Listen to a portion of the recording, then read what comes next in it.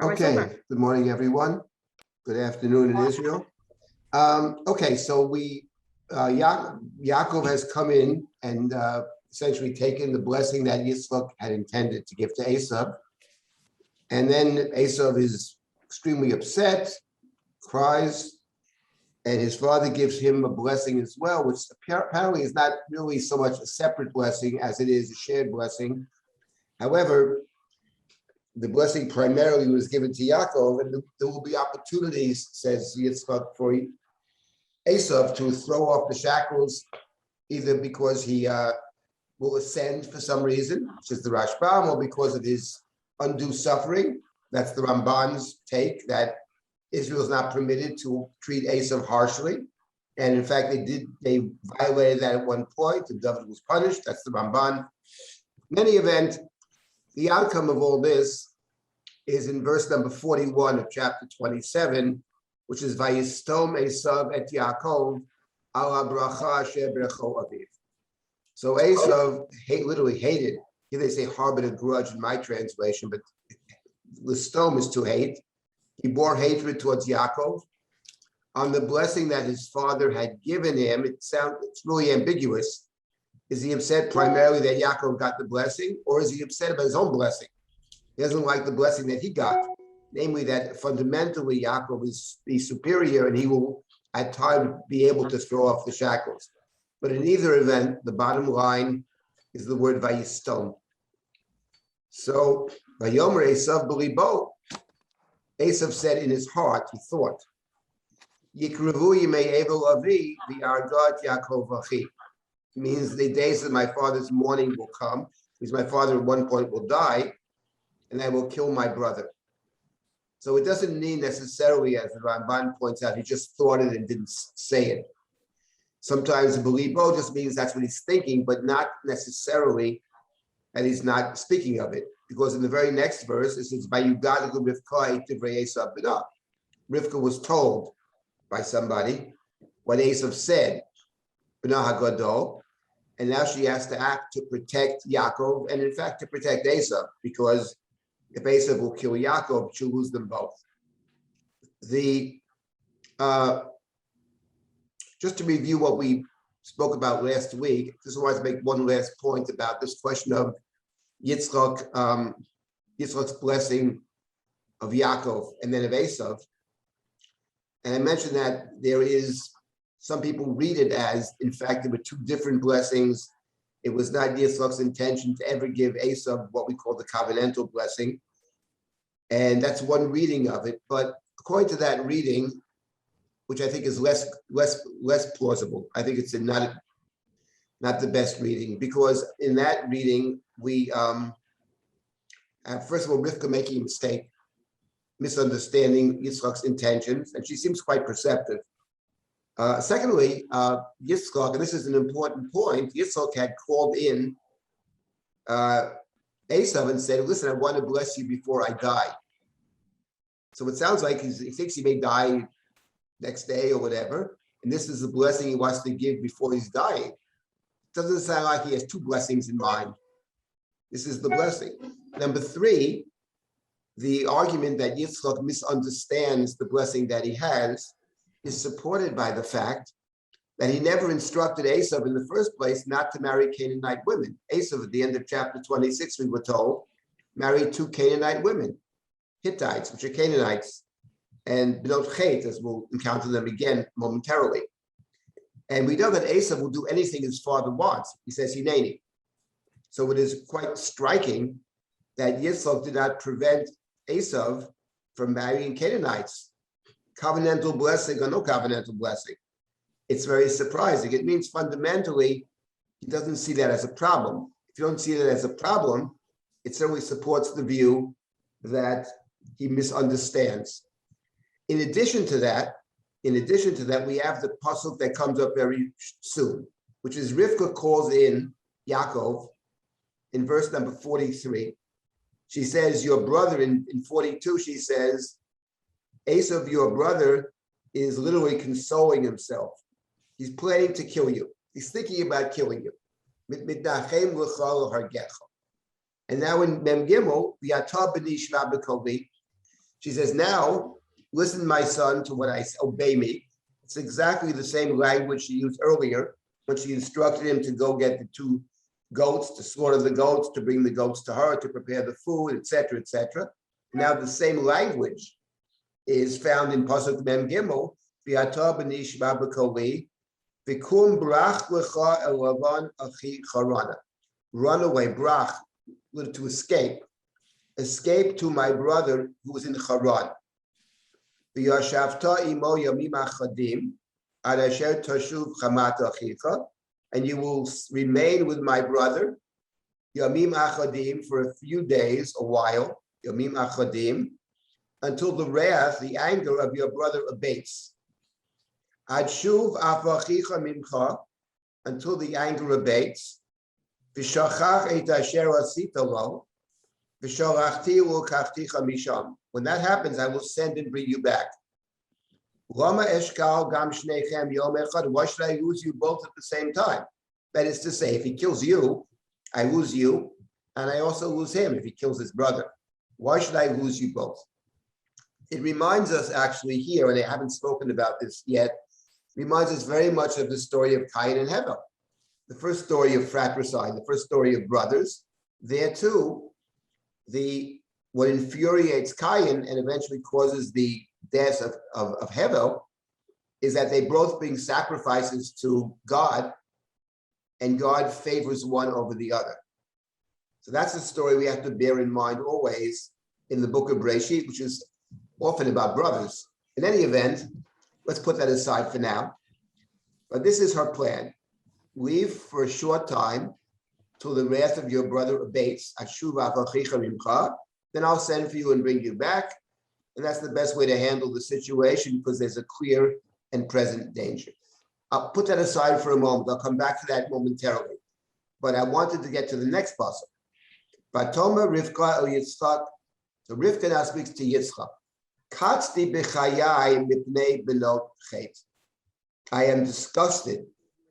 My life is made miserable because of the daughters of Chet. Benot Chet are the 2 women that Esau marries. Esau marries 2 Hittite women. And we were told earlier at the end of chapter 26, Vatiyena morat ruach Yitzchak u'Rivkah, and they caught bitterness of spirit for Rivkah and Yitzchak. So Yitzchak's not happy with it either. He didn't prevent it, but they make him unhappy. And now Rivkah says to Yitzchak, we've had enough. I've had enough with these Canaanite women. Im lokeach Yaakov isha mibnot chet ka'ela bibnot haaretz. If Yaakov will marry such women also from the women who dwell in this land, lama li chayim, why do I live? It's the 3rd time Rivkah has asked these ultimate questions about herself. Lama li chayim, lama zeh anochi, right? Lama in Cain, lama zeh anochi, and the 3rd lama as well. Now, lama li chayim, because she sees called to extend the covenantal family, and if they both marry Canaanite women, what's to be?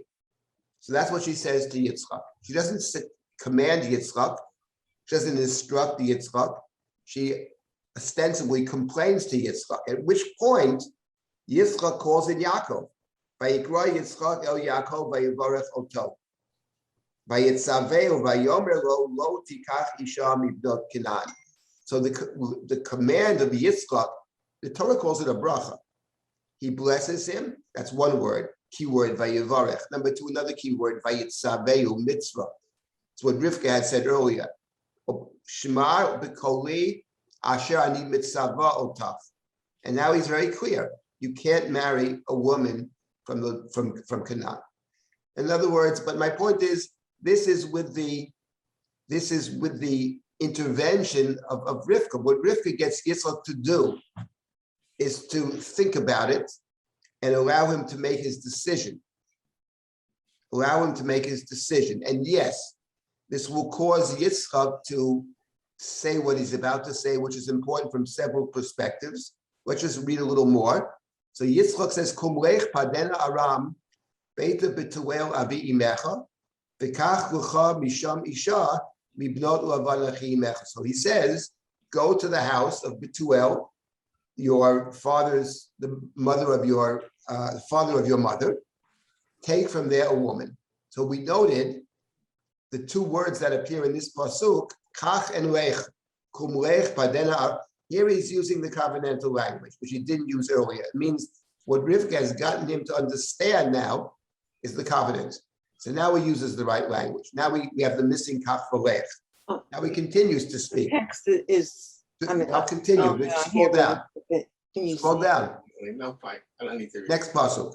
Next pasuk is is in El Shaddai Yivarech Otcha V'Yafrecha V'Yebecha V'Yita L'Kal Amim.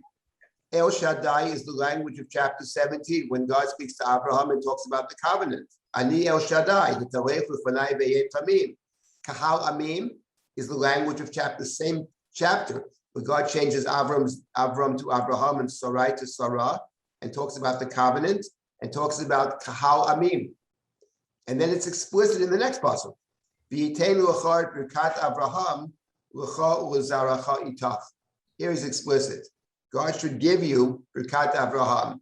L'rishtecha et eretz migurecha. Another key phrase, eretz migurecha. Chapter 17 once again. Asher natan Elohim li'Abraham. So here it's through Rivkah's intervention. Rivkah's intervention that Yitzhak understands. What Yitzhak's able to do. Remember, Rivkah can't bless. Rivkah can't give the bracha. I'll come back to that as well. Yitzhak has to give the bracha, but Rivkah enables Yitzhak to see properly and to give birkat Abraham to Yaakov. So it's not a second blessing. It's a new understanding of the one blessing that he has, which he formerly did not understand, borne out by the language of kach v'lech. Okay, what's missing, of course, is the hineni on Yaakov's part. We'll deal with that later. Here, there's something else very interesting about what Yitzhak says. And if we look carefully at the way Rivkah spoke to Yaakov to leave, Yitzhak speaks to Yaakov to leave, but they're very different. And let me make the following observation. I would say important observation about these two different people sending Yaakov away. When Rivkah tells Yaakov to leave back in chapter 27, the language was brach lecha. Kum brach lecha el Lavan achi charana. Verse 43. Livroch is to run away. It's always to run away. To run away. Flee. Flee to the house of my brother Lavan. And she calls the place of Lavan Harana. Go to Haran. That is where Lavan lives. He lives in Haran. Go to Haran. Flee to the house and go to Haran.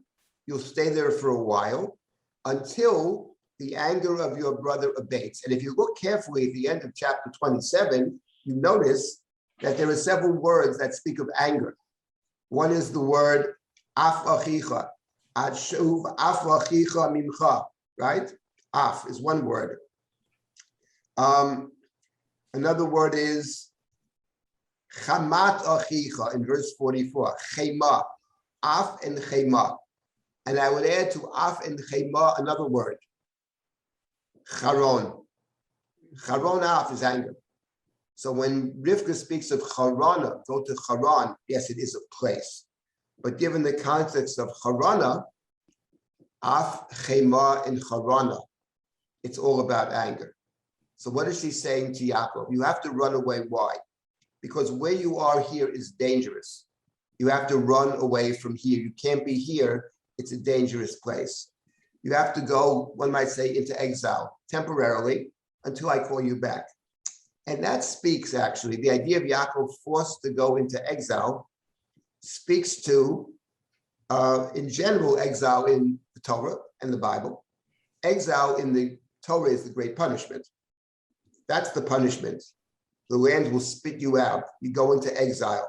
That's the Tochach of Vayikra. That's the Tochach of Devarim. And one can read Yaakov's dwelling in the house of Lavan that we will study hopefully soon, as a punishment. That's how Kasuto read it. And he pointed out, which I think is, when you think about it, it's obvious that what happens to Yaakov in the house of Laban bears a striking resemblance to Yaakov's behavior in his own house, namely the way he supplants his older brother through trickery and the way he deceives his old blind father. And you can see in Yaakov's sojourn in the house of Laban, precisely those things happening. The difference is that in the case of Yaakov in the house of Laban, for the most part, the victim of the deception is none other than Yaakov himself. So we have what the Mishnah would call a midah keneged midah, quid pro quo. What you give is what you get. And that's typical of biblical punishment. That's the first time the Torah speaks of punishment. Shofech dam ha'adam ba'adam damoi shofech. It's a perfectly chiastic verse. Shofech dam ha'adam ba'adam damoi shofech. An eye for an eye, ayin tachat ayin. Okay, what the rabbis believe, you don't carry it out. Maybe they believe it's not the simple reading of the text. But as the Ramban points out, fundamentally it should be. That is to say, in a theoretical sense, that's justice. Justice means what I do is what I get. That's justice. So when she says brach lecha, to run away, flee, that speaks of punishment. But when Yitzhak speaks to Yaakov in chapter 28, vayivarech oto, for the first part, he never mentions the word Haran at all. He doesn't say go to Haran. He says go someplace else. Kumlech padena Aram. He says go to Aram. Aram is not Haran. Aram is different. And the purpose is not to run away. He never says brach. He doesn't say run away. Not at all. He says kumlech, kach volech. He does not say brach because it's not a punishment. As far as Yitzhak is concerned, it's something very different, which is covenantal opportunity. Because in point of fact, if you marry the Canaanite women, Yaakov, you can't be covenantal. And there's a reason for that. It's not because it's the wrong thing to do. There are plenty of wrong things to do. It's because since the covenant explicitly stated to Abraham is that you shall subdue Canaan, which is what Noah said to Shem, V'hi Canaan Eved Lamo. So in the Torah, it's about subjugating Canaan. You can't have a situation where the covenantal commandment is subjugate Canaan and your own children are in fact Canaanites. They'd be half Canaanites. That's not possible. So therefore, marrying the Canaanites for Yaakov is a disqualifier. It's not necessarily a disqualifier after Yaakov, as we will see. But for Yaakov, it's certainly a disqualifier. And that's what Rivkah is saying, or hinting at. And Yitzhak gets it. And he says, kumlech, not brach. And now the question, of course, is, and this is a very important question, we speak of the Yaakov in the house of Laban in two different senses. One is punishment. That's how Kasuto took it. And it's a good reading. On the other hand,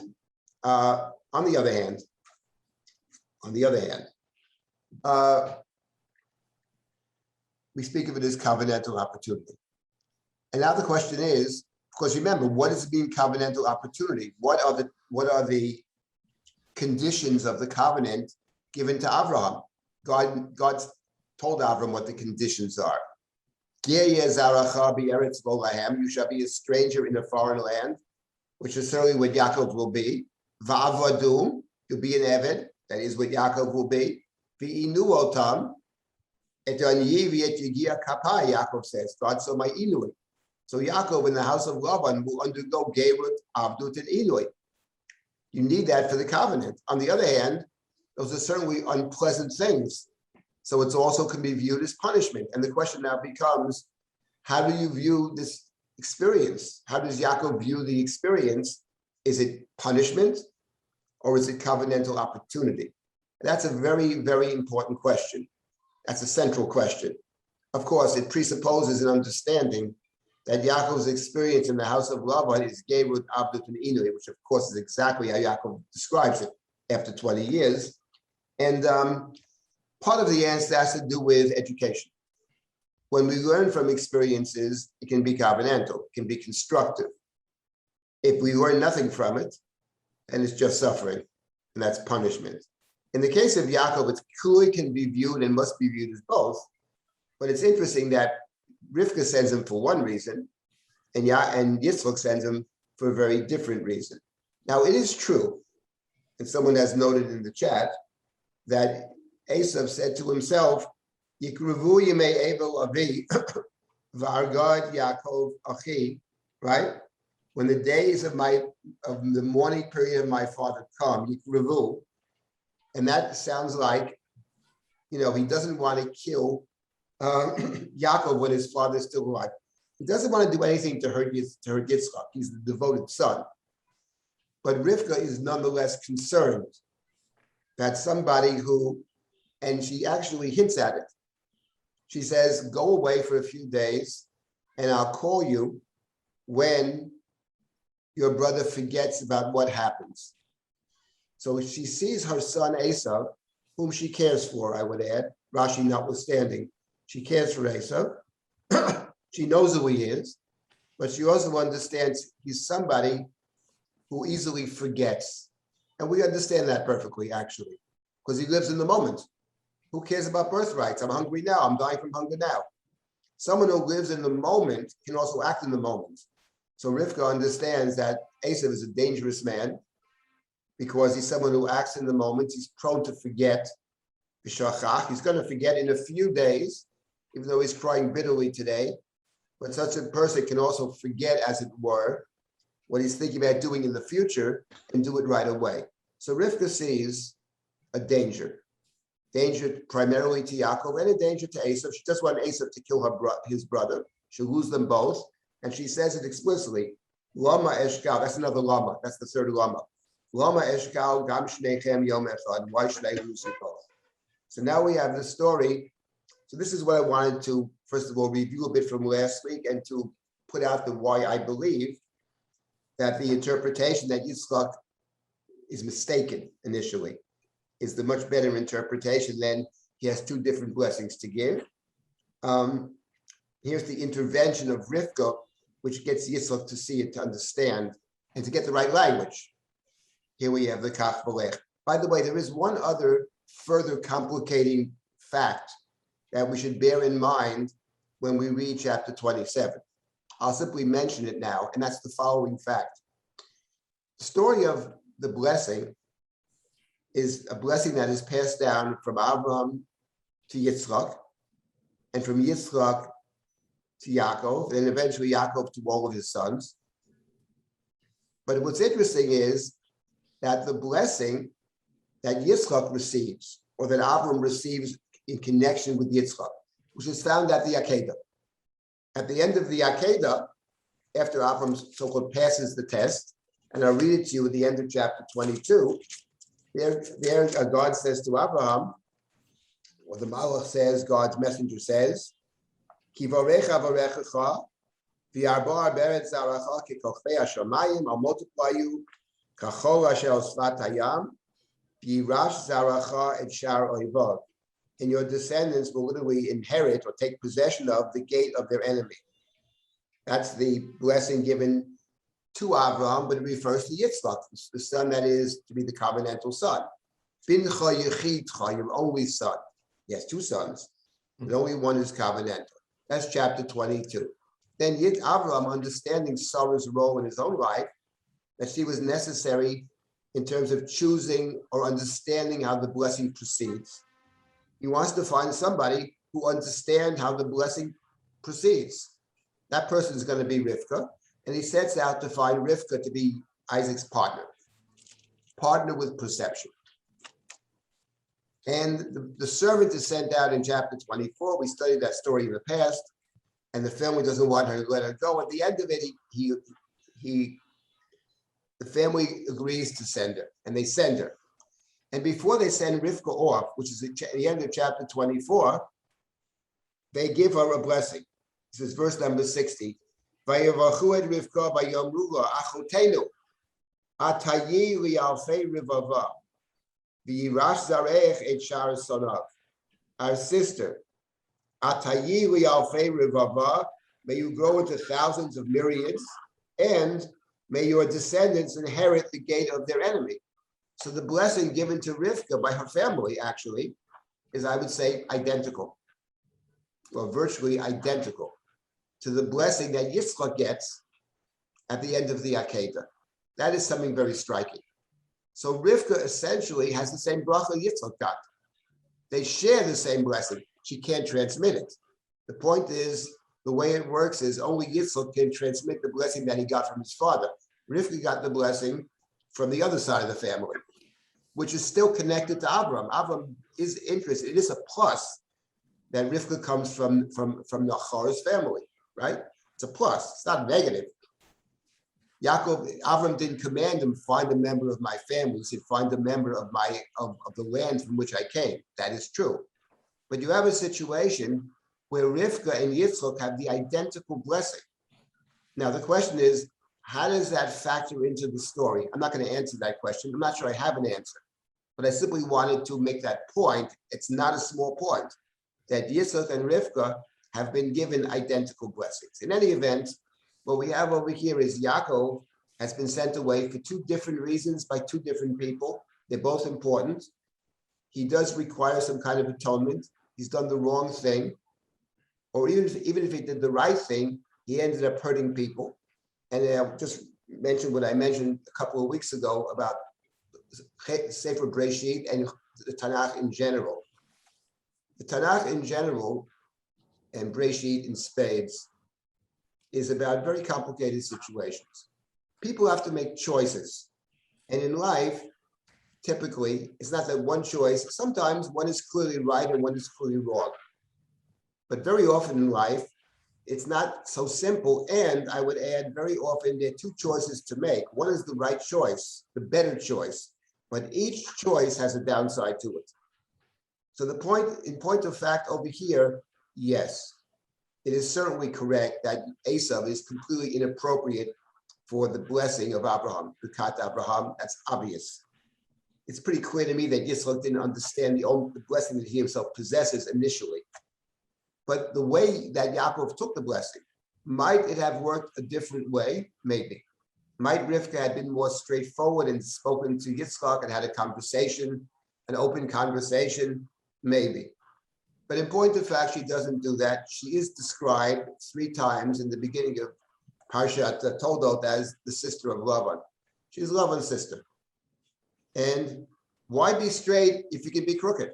That's Lavan's thing. I mean, it's not even straight and crooked. It's that you can be in the certain people for whom truth is actually not even a value. It's not even relevant, actually. Is it true? Is it not true? It's absolutely zero relevance. And the guy who comes to mind is Donald Trump, actually. It's not that he's a liar. That truth has absolutely no meaning on any level for this guy. It's so dangerous, you know? There's no such thing. So the point is, in the case, I'm not saying Rivkah is that way. What I'm saying is that Rivkah is thinking about the goal. Lavan thinks about, what do I want to accomplish? So is Rivkah. And what she wants to accomplish is right. But she doesn't actually care very much how you accomplish it. And that for the Chumash, I think, is problematic. There's a price to be paid. There's a price to be paid. And Yaakov will pay that price. That's for certain. In any event, Yaakov is being sent away. And now, just to read a few more psukim, and I'll stop and take comments and questions. So it says, Vayishlach Yitzhak et Yaakov, Vayelech Padena Aram, Elavan ben Betuel Arami, Achi Rivkah, in Yaakov v'Esav. Very interesting pasuk. So he sends it away to Lavan. The Torah again repeated. The brother of Yaakov. Yaakov, of course. And the mother of Yaakov and Esav, says Rashi, I don't know why the Torah said that. But of course, Rashi would say, I don't know why the Torah said that, given that Rashi does a hatted job on Esav. Esav is a very interesting character. Yes, there's a potential violence. He will live by the sword. The obedient son, complicated. But there's no sense in the story that I could detect. Maybe wiser than people than me can see this. I detect no deception in Esav. Yes, he's going to wait around till after his father dies to kill his brother. Doesn't want to hurt his father. There's not a sense of deception with Esav. There's a sense of violence. There's a sense of living in the moment. There's all kinds of negatives. But the point is not understanding, but it's not deception. So each character is drawn in a very interesting way. And Rivkah is the mother of Esav. She says straight out, why should I lose you both? And that's an important point. So Yitzhak sends them away not to Haran, to Aram. We'll see why Haran is a place of anger. The place of Lavan is a place of anger, but that's a separate point. And now we're told that Esav, now Esav sees. Vayar Esav, ki beirach Yitzchak et Yaakov, v'shilach et oto padena Aram, lokachet lo misha misha, bivorcho oto, vayitzav alav lemar, lo tikach isha b'bnot Canaan. So Esav sees that Yitzchak, he didn't know this, that Yitzchak is not happy with the Canaanite women. He had no idea. Had Yitzchak told him earlier, of course he listened to his father. That's on Yitzchak. He didn't tell him. Vayishma Yaakov, and he hears further that Yaakov obeyed his father. Vayishma Yaakov el aviv elimo vayelch paden Aram, and that Yaakov has obeyed his parents. Vayare Esav ki ra'ot benot Canaan b'yeinei Yitzchak aviv, and he realized that the daughters of Canaan are evil in the eyes of Yitzchak. So therefore, vayelech Esav or Yishmael. Therefore, he went to the family of Yishmael. Vayikachen machalat bat Yishmael ben Avraham achot nevayot al nashav lo liisha. So he goes and he marries Machalat, the daughter of Yishmael, the sister of Nevayot. Nevayot is the oldest son of Yishmael. Achot nevayot.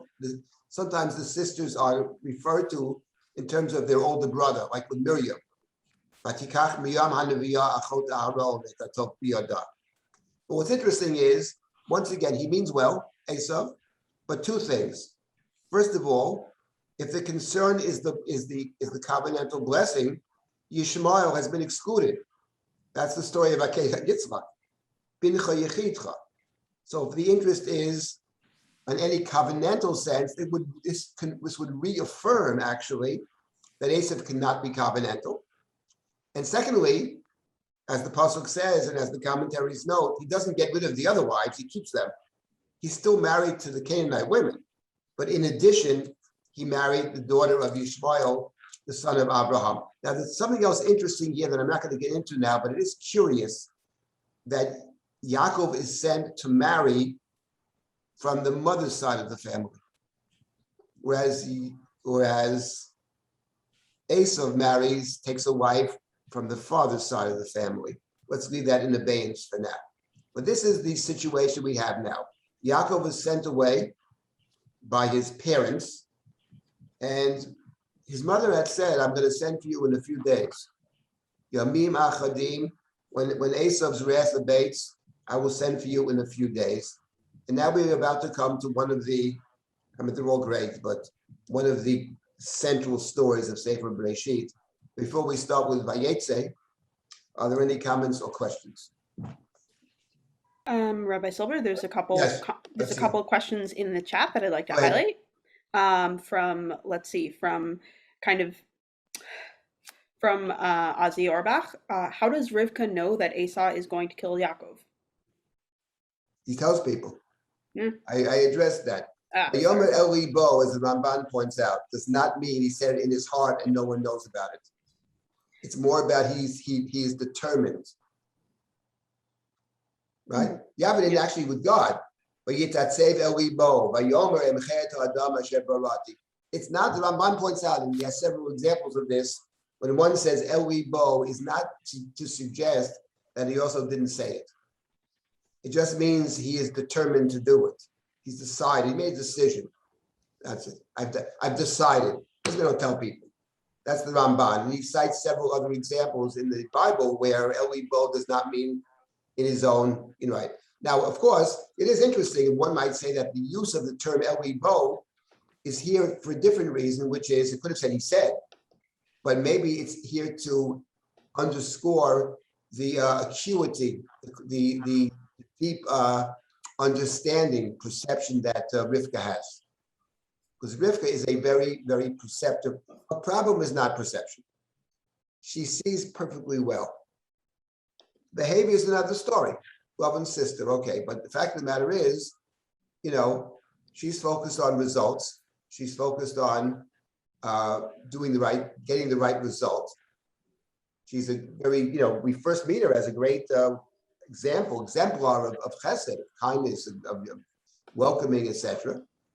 But for her, it's less important how you arrive at the result. And by the way, without getting to identifying specific groups of people within the Jewish community. I would say that within a big group of the Jewish community, that is the case. How they believe in doing good, actually. But how they get there is less important to them.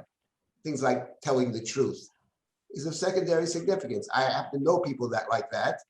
And within a certain big element of the Jewish world is a whole swath of people who, in my view, telling the truth is not top priority. Yeah. There are other very good priorities. Truth telling ain't one of them. And that's Rivkah, actually. She doesn't care how you get there. She wants the result is what is important. I have a problem with that personally. I think it's very problematic, but that's a much bigger conversation. Does how you get, do the ends justify the means is the question. And by means, like it could be means which are not actually honest, dishonest means. Or is all that counts is the conclusion, or is the way that you get there significant? I personally believe the way you get there is significant. Not everybody believes that. What's the difference? You got the right answer, right? So that's Rivkah. What else? What other questions? Sarah? Can I ask a question, Rabbi Silber? Yes, Very שאלה אפיקורסית. go ahead. It doesn't say in עשרת הדיברות לא תשקר, לא תרצח, לא תגנוב ולא תשקר. It says לא תענה ברעך את שקר. That's And true. also we pray every morning ודובר אמת בלבבו. It That's doesn't right. say הוא דובר אמת. So where do you take the notion that talking the truth is so important? Well, first of all, the fact that something is not in, I would say from two places. First of all, we Jews don't believe only in the Ten Commandments. You know, there's a reason the Ten Commandments used to be part of the davening. They took it out because nobody should think that the Sajagon actually and others following in his footsteps believe that the 10 Commandments are actually headings. And when they wrote the 613 Commandments, there are 10 groupings that they have under the 10 Commandments. Lo tishakru is found in the Chumash, those words, not in the 10 Commandments. But I would say something more than that, which is, I believe that, and I've devoted a lot of my own teaching to this, I believe that the stories are as important, if not more important, than the actual laws. I think the Chumash fundamentally is stories. And the reason they're more important is because the laws have several big deficiencies to them. And one of them is the nature of law. There's one rule for everybody, but everybody has their own story. Two people do the identical act, and they're very different, actually. So what emerges from Sefer Breshit, I hope emerges from it, is that, the first mistake that the human being made, or the second mistake, the first was eating of this forbidden fruit, but that's not the main problem. The main problem is what happens afterwards, the excuse making, which is also a kind of lie. The lies come in many forms, but what did you do? She and you made me do it. So, and there's even some truth to those, but they're not actually the truth. The idea of being fully honest as a necessity to building anything and to creating covenantal community is something that emerges from the stories. So those are my two responses. We don't rely specifically on the, look, according to many, lo tignov doesn't mean don't steal. Lo tignov, the Gemara thinks means do not kidnap. Do you think stealing is okay? I don't think so. Because the Torah elsewhere says lo tignov, right? It says other things, so it's not limited to that. But I think telling the truth is, but it reminds me what you're saying is sometimes people say, you do something, and with a certain people say, where does it say that it's forbidden? You know what I mean? As if it doesn't actually say someplace that it's forbidden, it's okay. That's crazy thinking, because there is a spirit to the Torah, and there's a spirit to the law. There's a spirit to it. The law can't cover every case. It doesn't even cover the important questions in life about where we live, what we do, whom we connect to, the more important questions. So I would say when we look at these stories, that is the stories. These are Sefer Yasha, it's called. This is teaching us a way to live. Not necessarily everything the people do here are exemplars of good behavior, but we learn from mistakes as well, and so do they. And the great ones learn from the mistakes, whether it's Yaakov, Abraham, or whatever. Debbie, what do you want to say? Yeah, I think there's a there is a difference between the blessing of Yitzhak and the blessing of Rivkah. By the end of the Akedah, it says, V'yirash zaracha sha'ar oivav. By Rivkah, it says, V'yirash zaracha sha'ar sonecha. Those that hate you. Haran is not just a place of anger. It's a place of deception, and it's a place where everyone sees enemies. And it's understandable then that Rivkah has to sees what Esav does. She's tuned in to the sin'ah given her bracha. Well, she does certainly tune into that for sure. And she's also, the cause of it, but no, for sure. Look, they're not identical. The fact of the matter is that in terms of the person, they're completely different people. Yitzhak there's a certain innocence and purity to Yitzhak, actually. He's very, and a connectedness to God, which no one else shares. He's special in that sense. And Rivkah is coming from a completely different world. She's coming from the world of Lavan. She has to seek out God. She's a Doresh because it doesn't come naturally to her. She wasn't born, it's not Abraham's sons, right? She's Lavan's sister. Of course, they're different in that sense. So they're different people. I'm not suggesting they're the same. But I do point out that the two blessings, one is Oivav, one is Sonah, but they're not that different. Right? Atayi al Rivava is the first half of Yitzhak's bracha, and the second half is V'yirash Sarachai Shar Rivav, which is V'yirash Sarech Shar Sonav, are different, but they're quite similar. That was my point, yeah. Debbie, what do you want to say? You're muted. Unmute. Okay. Can't hear. Okay, got it. Yeah. Sorry. One, in connection with Sarah, we say that Chotamo Shel Hashem Emet. Yes, we do. That the essence is the truth. The other thing was, I find it amazing that Yitzhak, for whom looking for a wife was that whole big thing of Abraham sending Eliezer to go far away, that didn't imprint on him the importance of looking for a wife elsewhere, that he wouldn't have thought that would be the first step, and that wasn't a hint to him or a statement for the covenantal thing, that he would do that and remember that with Esav, or that would have been a tipping point for Rivkah, that he was not going to give the covenant to Esav. Good point. Look, I don't know. Maybe part of it is that for Yitzhak, you don't leave the land. Maybe that's part of it. Yitzhak never leaves. Yitzhak stays inside the land. So maybe for Yitzhak, his world is contained within inside this land, which is you only have Benot Canaan. The idea of leaving the land is something that Yitzhak was forbidden to do. Well, Abraham didn't leave. He sent Eliezer. You don't have to leave. You can send a shaliach. True. Why did he send a shaliach? I can't answer those questions. I don't know. I don't think the Torah gives us enough information. At least I don't see it as to why he would. How could he miss this point, which is so central in the story of Abraham? I don't really know. I have no idea. But in point of fact, I'm simply pointing out, in fact, he did not instruct Esav. And despite the fact that Esav is someone who does whatever his father wants. There's nobody more beholden to his parent than Esav. So it's rather remarkable. He doesn't seem to understand that is necessary for the covenantal blessing for whatever reason. But once Rivkah points it out, he gets it. That is to his credit. No, it just seems to me that would indicate that he was not going to give him the covenantal thing. But my point is, he says he may die tomorrow. What do you mean? What's he going to do with it? Nobody gets it? There's one blessing, as he says. It's the one blessing. He says, I want to bless you before I die. I'm old. I can't see. I could die in a week. I could die tomorrow. He doesn't die right away, but that's what he says. I hear you. With name motif, I'm about to die. I want to bless you. So he only calls for Esav.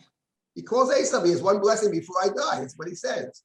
I see. To me, is a strong piece of evidence that there's no two blessings over here. There's one which he has, which he doesn't understand.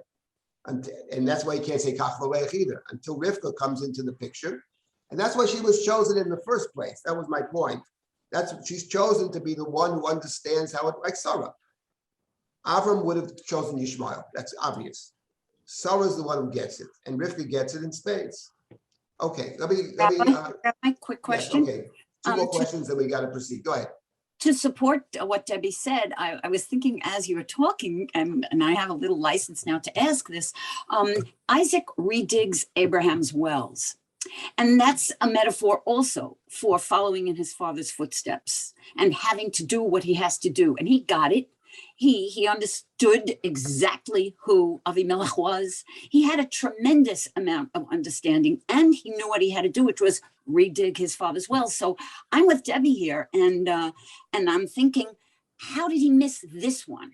Is the blindness and the oldness, is this supposed to show us that even Isaac, who got it, who got Avimelech, who didn't even allow his wife to be taken, whereas his father did, who redug the wells and got away from Avimelech's clutches, even Isaac, who got it, didn't get it now. Is that what we're supposed to see? I think there are a lot of different ways to go with this. One is that he loves Esau. We know he loves Esau more than he said. The Torah says. So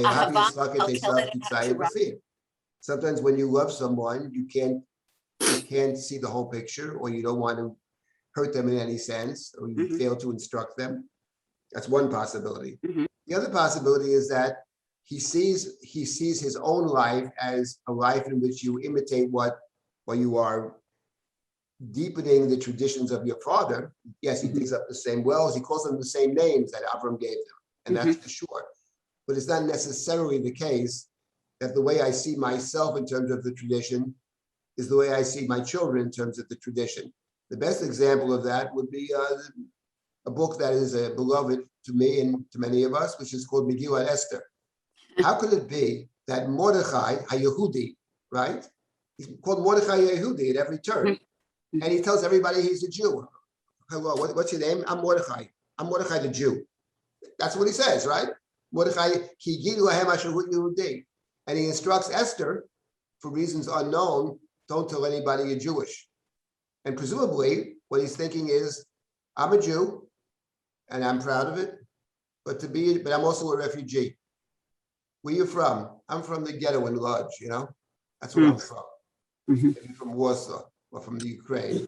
I'm a Jew, and believe me, I'm proud of being a Jew. Now we're in America now. It's a big country. My beloved daughter, you don't have to burden yourself with this, because to be a Jew means to suffer, be discriminated against. So you live your life and don't go down that path. I went down that path, and I'm not unhappy about it because I'm proud to be Jewish. But you, my daughter, you don't need to go that path. And then many years later, she gets a call midnight, save the Jewish people. Huh? What? I can save you. What do you mean save the Jewish people? She's the Queen of Persia. What do you mean save the Jewish people? She has to be convinced. That's the point. So the fact that someone lives their own life a certain way doesn't necessarily translate into the way they transmit it to somebody else. That's my point over here. In any event, the fact of the matter is, I think, is that just based on what it says, he's going to give the blessing to Esau. And there's only one blessing because he thinks he may die in 3 days. So therefore, there is no other blessing. There's one blessing, as it says. And the idea that there are two blessings is coming from a different place, which is exactly what I'm hearing. How could Yitzhak do this? Okay, you have a question, But the fact of the matter is, that is what it's going to do. There's no intimation in the text otherwise.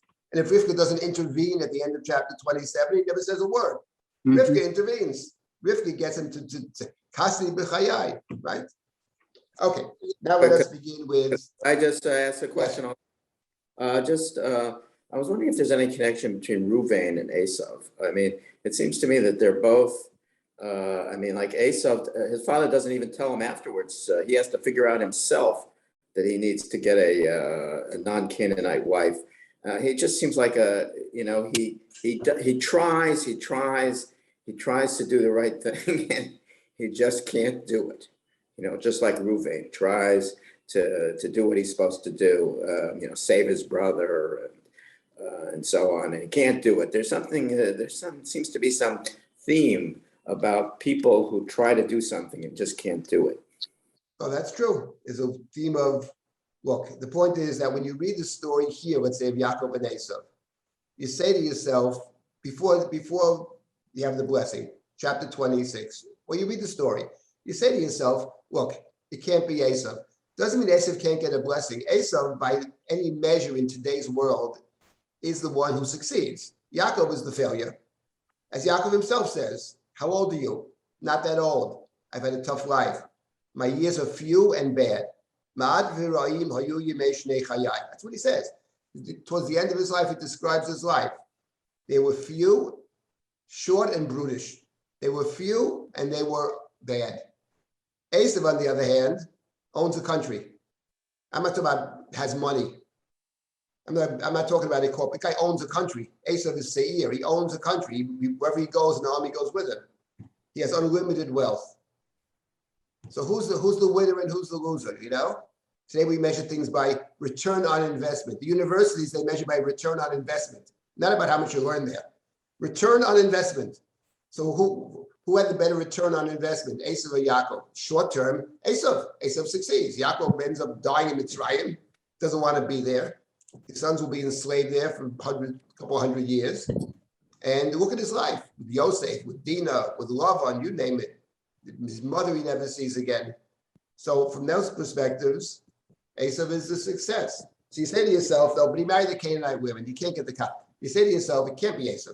Esau's out of the picture from day one. But when you read the story of stealing the blessing, you say to yourself, but could it be Yaakov?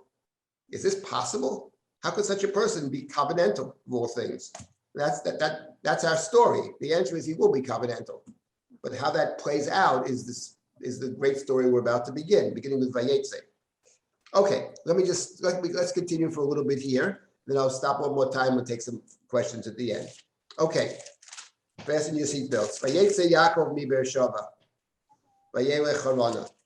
So we're told Yaakov goes out from Beersheba. So the first thing we note is he leaves from Beersheba. Beersheba in Sefer Bereshit is the place from which you leave. And I'll mention two other examples of that. One is the Akedah. Remembering the Akedah back in chapter 22, the psukim before the Akedah, before God said in chapter 22, Lech lecha, to the place that I will tell you, Makom asher amari lecha, but the very end of chapter 21, Vayita Eshel Beersheba, Vayikra Sham b'Shem Hashem El Olam. So Avram lives in Beersheba, and not just lives in Beersheba, he plants a tree, and he settles there. He calls out to the eternal God, and he's there for a long time. And the next verse is God said to Abraham, Lech lecha, leave Beersheba. You have to leave Beersheba to go to the place that I direct you to go. That's the first time we encounter it. Now we have over here, Vayetze Yaakov mi Beersheba, vayelech Harana. Yaakov leaves Beersheba. And in chapter 46, when Yaakov was about to go to Egypt, to Mitzrayim, to meet his son Yosef, chapter 46, the Torah says that Yaakov realizes Yosef is alive, and Yosef sent the wagons. As chapter 46 begin. Vayisai Yisrael b'chol hashelo, vayavo be'er hashava. Vayizbach zvachim le'elohei aviv Yitzhak. So in 46, Yaakov goes to Mitzrayim. He leaves from Beersheba, and over here Yaakov is going to the house of Lavan, and he leaves from Beersheba, which of course underscores the parallel between the experience in Mitzrayim on one hand, and the experience Yaakov is about to endure of being in the house of Lavan on the other. So Vayetze Yaakov mi Beersheba, and furthermore, and this is important for us soon, it also suggests to us that in reading this particular story of Vayetze Yaakov mi Beersheba, we should be thinking about the Akedah, that central story, the Akedah, the culmination of Avram's life, where he discovers the sacred place, where the covenant is affirmed, where he says, Yitzhak is my son, where he reclaims Yitzhak. And that story we have in the back of our minds always, but especially over here. Vayetze Yaakov mi Beersheba, vayelech Harana. So here they translate he set out for Haran, which is probably the pshat. There are many midrashim over here that are bothered by Vayelech Harana. Sounds like he came to Haran, but that can't be the case because he didn't come yet to Haran, because in the very next pasuk, it says he stops along the way. So there are all kinds of interesting midrashim about this, that he actually got to Haran and he goes back. But we're going to stick to what the plain reading of the text is. So Yaakov sets out to go to Haran. Haran's the place his mother had spoken of. It's the same place, but she said Haran. But he hasn't gotten there yet.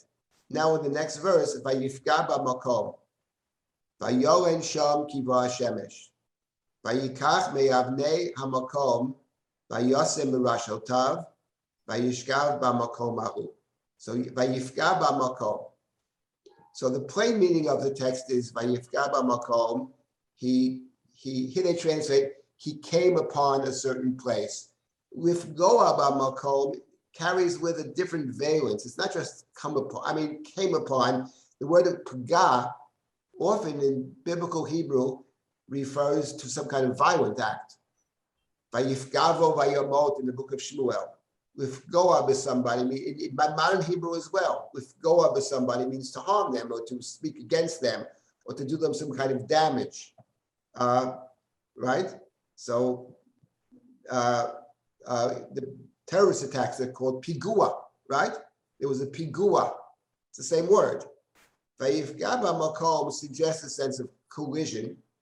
And I would say over here, what it suggests is Vayifga b'makom is not that Yaakov has an itinerary, that he has 4 stops along the way on getting to Haran. You stop here, there's this hotel, there's a Marriott along the way, No, he's traveling along, and Vayifga b'makom, he collided with the place in the sense, not planned. He's in this place for a very simple reason. The sun sets. The sun is setting, he happens to be in this place, and therefore he's going to sleep in this particular place because it's dark. You don't travel at night.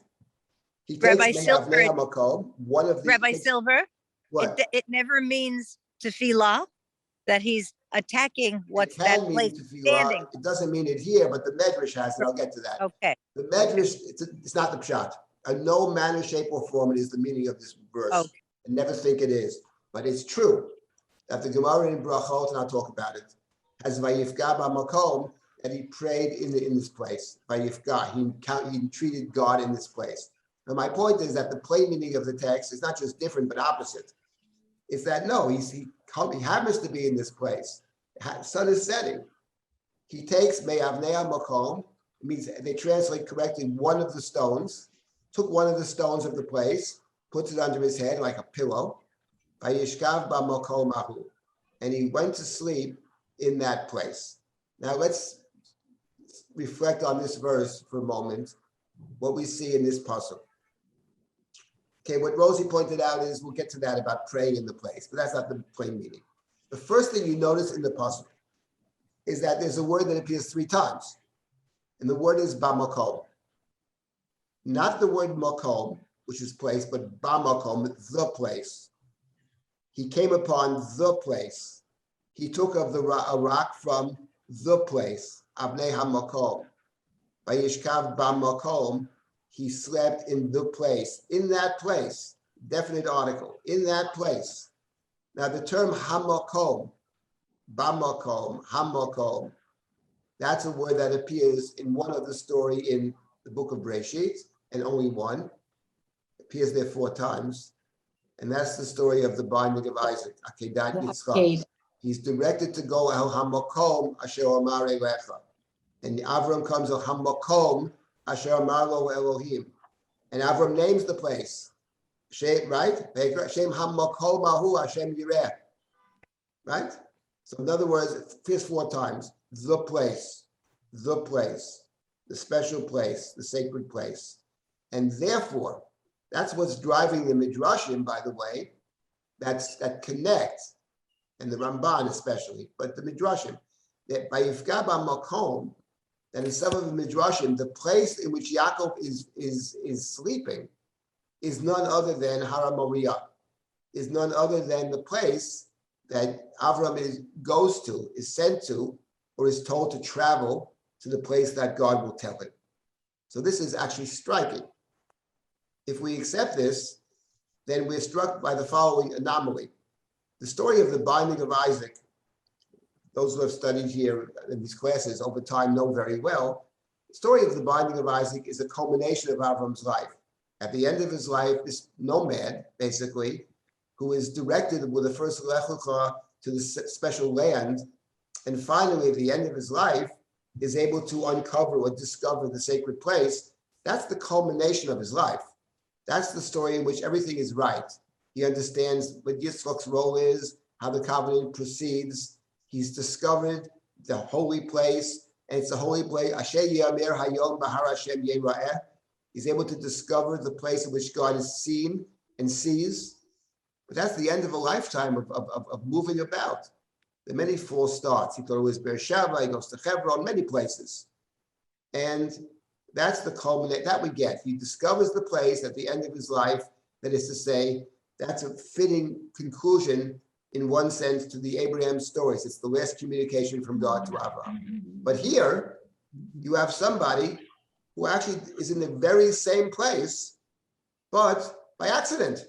And not only that, there's little to suggest that this discovery of Neha Makom and Ba Makom and Vayifka Ba Makom can be seen as a culminating story, because in point of fact, it's the beginning. He has this blessing which he got by hook or by crook. Okay, it's an appropriate blessing maybe, but now he has to run away. He's going into exile. So it's curious, he discovers the holy place at the very time he's leaving the place. It's exactly the opposite of Abram. What do we make of this important phenomenon? He discovers the place at the very moment Vayetze Yaakov mi Beersheba. He's leaving. And here the point I wanted to emphasize is that the story of Avram and Yaakov are different stories. The story of Abraham is about discovering the holy place. That's the story of Abraham. The story of Yaakov's life is not about discovering the holy place. He discovers it by accident in the beginning of his career. His mission and his struggle is to return. Is to come back. Yaakov's mission in life is to come back. In both stories, both in the Beersheba of chapter 28, where he goes to the house of Laban, and the question is, can he get back? Will he return or not? That's a big question. And if he can return, how will that play out? That's the first Beersheba leaving. And the second Beersheba leaving, of course, goes down to Mitzrayim. He will die in Egypt. His descendants will be in Egypt for many, many years. Can they escape Mitzrayim? It's not easy. As the story of Yetziat Mitzrayim, it requires extreme divine intervention to get us out. So in both of those stories, you go to a place where it's not easy to come back from. Yes, Rebecca had said, go for a few days, I will call for you and send for you and bring you back. But she never does she? Never. Question is, why not? We'll discuss it. But here's the point. The Hamakom, right from the very scratch, we're remembering the Akedah. And the question is now going to become, can he come back? But in this place, coming to the next pasuk, Vayachalo, Yaakov has a dream. He's really the first person who's a dreamer. God appears in dreams earlier. But here we have Vayachalo, he dreams. Yaakov is the dreamer. And he has this very interesting dream. He has a stairway, they translate, that could be the case. Stairway. Sulam could be a stairway. Mutzar Arza, standing on the ground, set on the ground. The Rosho, the top of it, is reaching the heavens. Magia Hashamayma. V'nei Malachei Elohim Olim v'Yordim bo. And God's messengers, angels, are going up and going down. V'nei Hashem Nitzav Alav. And God was standing, Nitzav Alav. It's not clear what the Alav is. Is the Alav the Sulam or is the Alav Yaakov? Standing above him and says, Vayomar. Ani Hashem Elohei Avraham Avicha v'Elohei Yitzchak. I'm the God of Avram and Yitzchak. Ha'aretz asher ata shochev aleha v'choet neno u'zarecha. So there's a promise. This is the covenantal promise. This land upon which you sleep, I will give to you and your descendants. And now there's the blessing. V'yozaracha kafara aretz Ufaratzta yamav v'kedma v'tzafona v'negma, and a special blessing given to Yaakov, Ufaratzta. You will spread out in 4 directions, north, right, east, and west and east, and north and south. Through you shall the nations of the world, the families of the world be blessed. We had that earlier. And now God continues. That's the first part of God's speech. And the next verse is, Hinei Anochi imach, ushmarticha b'chol asher telech, v'ashivoticha el ha'adama hazot, ki lo e'ezavcha, ad asher imositi et asher dibarti lach. And behold, says God, part 2 of the dream.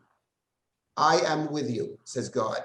Ushmarticha, I will protect you wherever you go.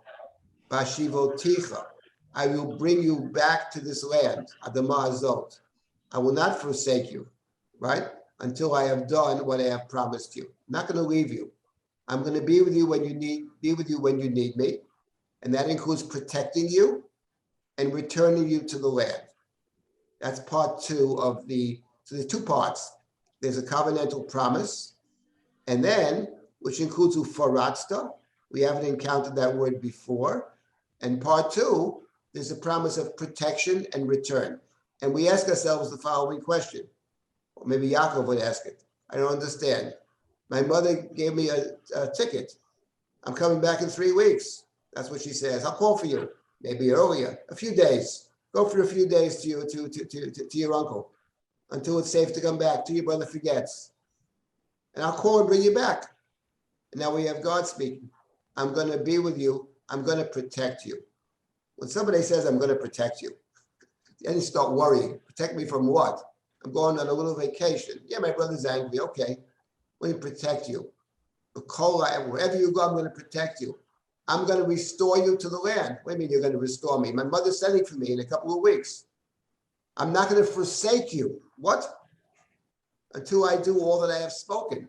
And so you realize in this puzzle, he's not going for a few days. In fact, without God's help, maybe he's going forever. Who says he's going to ever return? That's what you realize over here. The mission is perilous. We had no idea how dangerous it is. But here you see it straight out. So there are 2 things. This is the dream.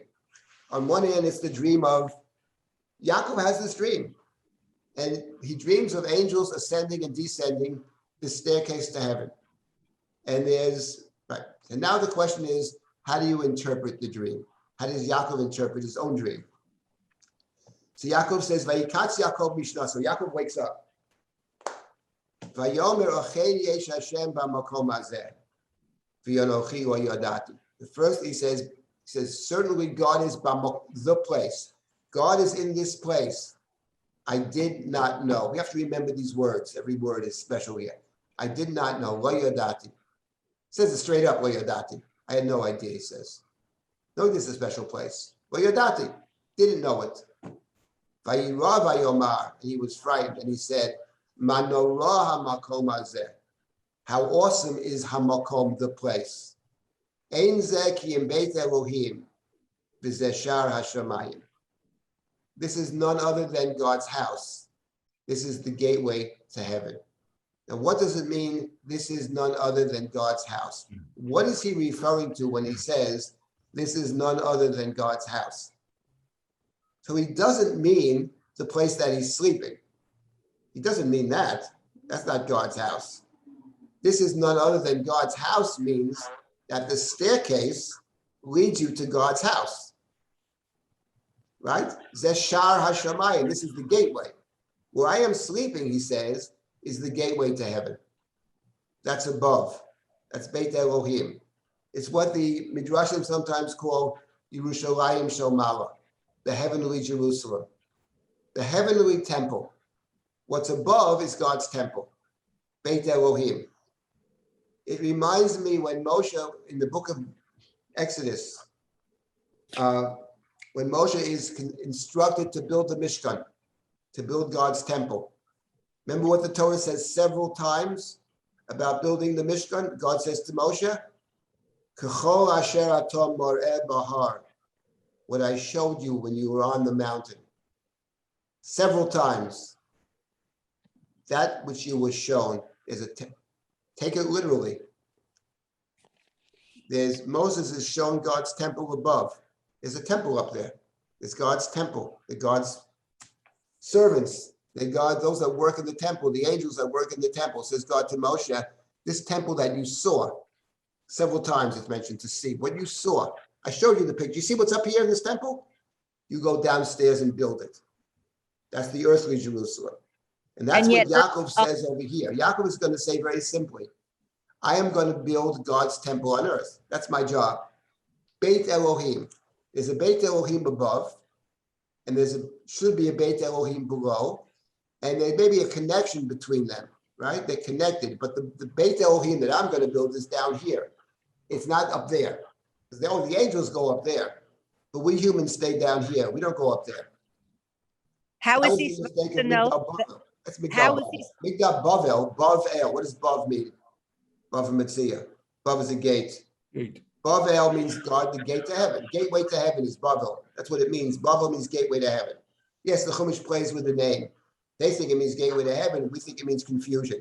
But the Chumash knows it means gateway to heaven, right? But how do you know? The state was thinking that the human can ascend to heaven and control the heavens. Yaakov doesn't make that mistake.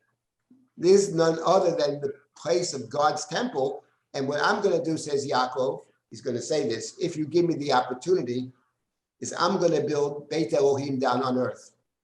I'm going to build God's temple on earth. That's what Yaakov says. And God's temple on earth, actually, the model for it is God's temple in heaven. But the human temple is on earth, not in heaven. For Rabbi That's Silber, Yaakov's mission, to build Rabbi God's Silber? temple on earth.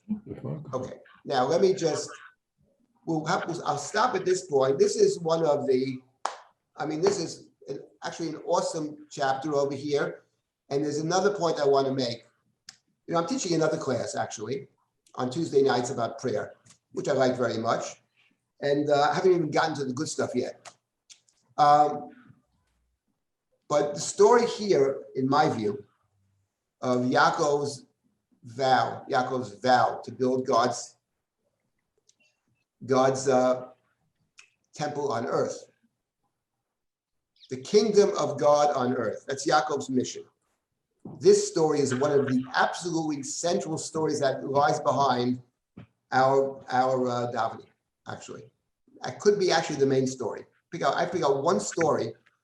This is the story. Nobody understands this, but I think I have a good insight over here. And someday I'll get to that in my prayer class. Maybe it'll come up here as well. But this is, Yaakov is about to make a statement about how he sees his own mission in this world. His mission in this world is not going to be the mission of his grandfather or his father, Abraham and Yitzhak. He's going to make a vow. A vow is a personal statement. He's going to make a personal statement how he sees himself in this world. What is his particular mission in the world? So we'll continue with this next week. I'll stop here. If any who ask comments or questions, I'll be happy to entertain them. Otherwise, my email is dsilber@risha.org. Are there any other comments or questions here? Laszlo, I see you have your hand up. Yes, Laszlo, go ahead. Is there a significance to the repeated Bereshit in the plural? The word Rosh appears in the story several times. No, but that it's in the plural. Instead of Rosh Rishai. is that a plural? No, I wouldn't say it's a. No, it's not a plural. I think it's a poetic Rosh. I have to check into the grammar of Rosh Hashanah. I don't know, but the word Rosh does seem to be significant because it says, first of all, let's see. It says that he put the rock under his head, under his head. That's one place. And then it says the ladder is on earth, v'rosho magia hashamayma. So he says that the top, the rosh of the ladder actually is ascending to heaven. So he suggests that there's something about that. And then once again in verse 18, you have Rosh Hashanah a second time. Vayashkem Yaakov baboker v'yikach et ha'even asher sami Rosh Hashanah vayasem otam matzeva vayitzok shemen al rosha. Rosha again in verse number 18 appears twice. So your point is well taken that the word Rosh seems to have some significance. Maybe next week we'll try to figure that out. What Rosh Hashanah signifies, since it appears at least 4 times in the story. it would appear to be a word that we have to try to understand its place within the story. So thank you for that comment. We'll take a look at that next time about the Rosh, what that means over here. This is a critical story because it is, Yaakov says, basically, he explicitly says how he sees his mission if he says, you allow me to do it. I have a mission in this world, but I have to survive. I got to eat. I got to be, right? I need clothing. I need shelter, right? If you give me food to eat, says Yaakov later on, and give me clothing,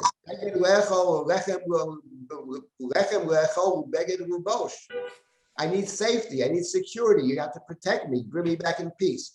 And if you do those things, you create for me a secure place, and you give me some way to maintain myself, sustenance, and I don't come to harm.